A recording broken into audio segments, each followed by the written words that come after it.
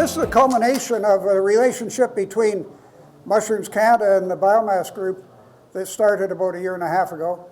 And it's been a real training program for me and very exciting and a project that we were able to complete, and I hope it's worthwhile for you. What we wanted to do was demonstrate that switchgrass could be a viable alternative to wheat straw in production of mushroom substrate. And so really what it needed was a field trial to assess that impact, and that's what I'm reporting on today. Any trial like this, we start off with a hypothesis, and the hypothesis in this instance was if we replace wheat straw with switchgrass up to a level of 40% of the straw, it would not have a definable impact on the parameters of mushroom production. For maximum mushroom production, the basic essentials, if you're not familiar with it, are a source of carbon, and that's traditionally been wheat straw, a source of nitrogen, which is routinely poultry litter. That could be both chicken and turkey. Obviously water, and gypsum as a pH control mechanism. Once you've got the raw materials on site, then the process is to blend those raw materials in order to promote microbial growth. And microbial growth generates heat, and the heat converts the elements into nutrients for the mycelium of the mushroom and eventually the mushroom cap.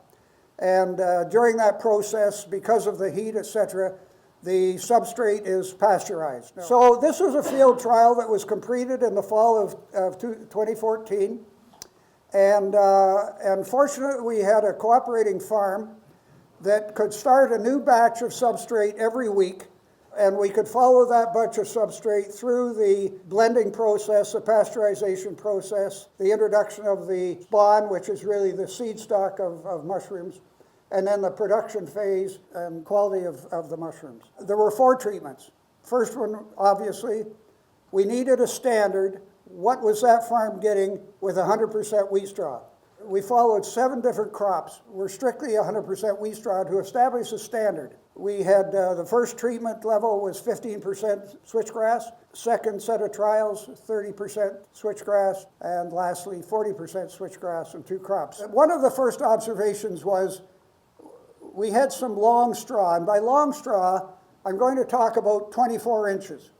The mushroom farm composter got quite angry at it because there's a pre-wetting machine that the ingredients, the raw materials are put through, and it was plugging up that pre-wetting machine.